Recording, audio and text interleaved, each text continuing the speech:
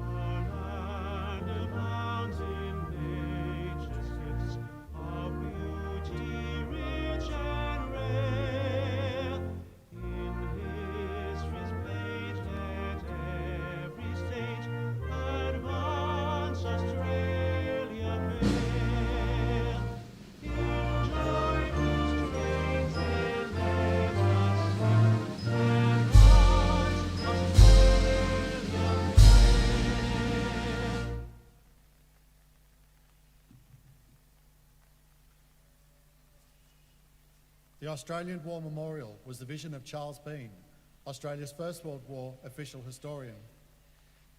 Bean landed with the Australian troops on Gallipoli and stayed with them at the front through to the end of the war. The idea of this national memorial and museum came to him at Pozières, France, in the depths of the bloody fighting of 1916. Bean's idea was that this would be a place where families and friends could mourn their loved ones buried in faraway places. It would also be a place that could help all Australians understand what these men and women had endured and what they had done for us. Bean's vision, to which we remain true, is best expressed as inscribed in the entrance to the memorial's galleries.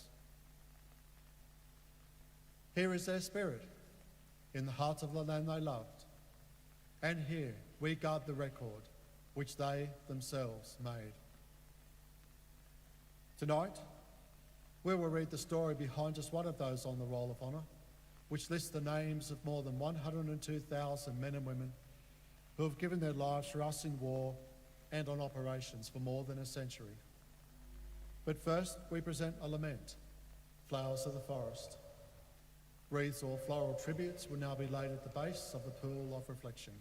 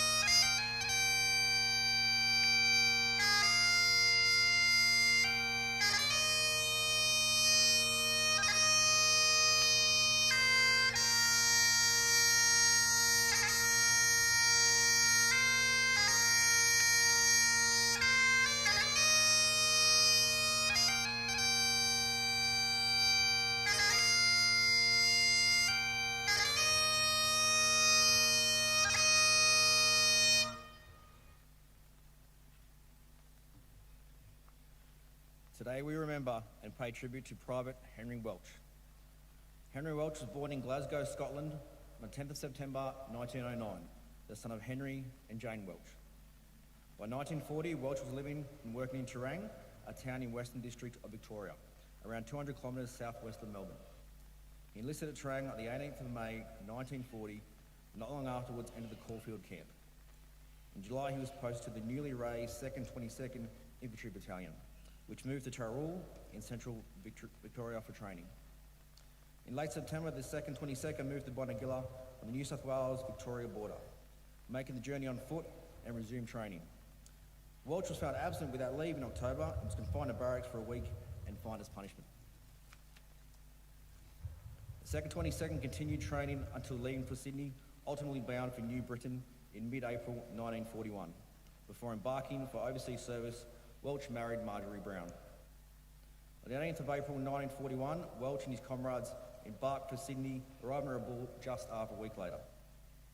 Here they combined with local unit of New Guinea Volunteer Rifles, a coastal defence battery, an anti-aircraft battery, and elements of the 2nd 10th Field Ambulance and 17th Anti-Tank Battery to form Lark Force.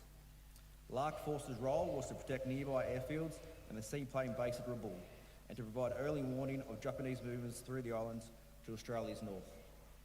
Despite being ill-equipped, the men spent the following months constructing defences and training for operation in tropical environment. Japanese bombing of New Britain began in early January 1942, increasing in intensity as the month continued. By the morning of 22nd of January, 24 Squadron was virtually destroyed and its 3 remaining aircraft were withdrawn. With no use for the airstrips, they were destroyed and Lark Force withdrew from Rabaul, waiting on the western shores of Blanche Bay for the inevitable Japanese landings. These began after midnight. By 9 a.m, communication failures and overwhelming Japanese strength had destroyed the cohesion of the Australian Defence Force. It is estimated that against the original garrison of 1,400, the Japanese landed 17,000 men in the immediate vicinity of Rabaul.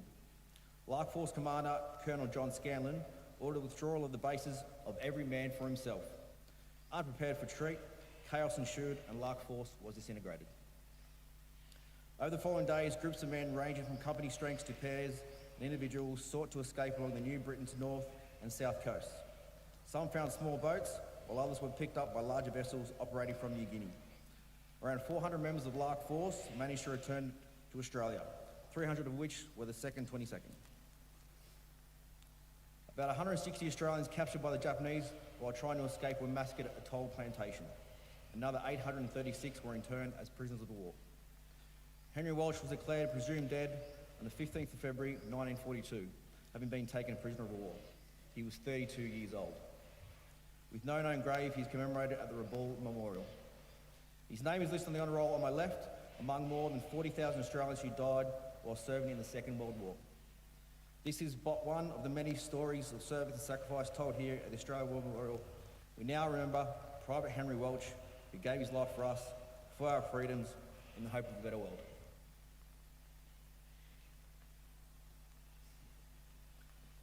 Please stand for the ode and the sounding of the last post.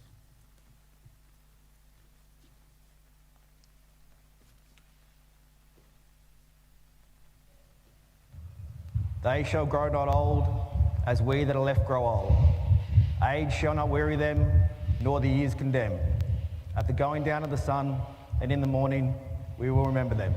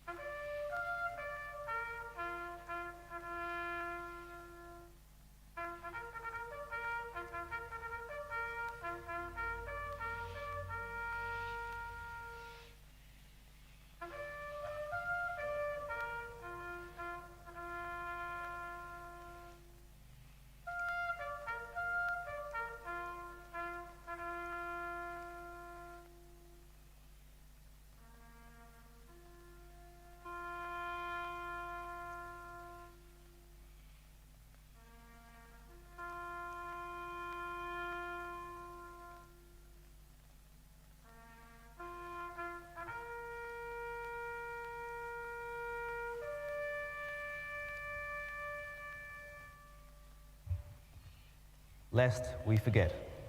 lest we forget.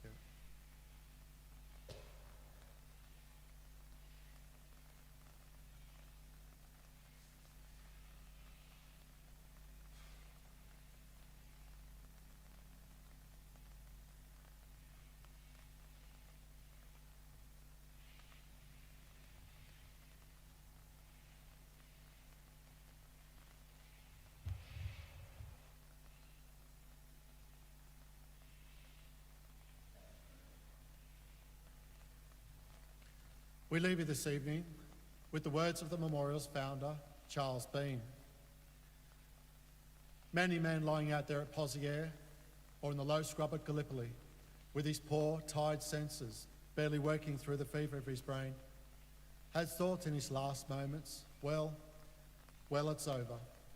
But in Australia, they will be proud of this. Ladies and gentlemen, that concludes the last post ceremony. We thank you for visiting the Australian War Memorial, and we wish you all a very good evening.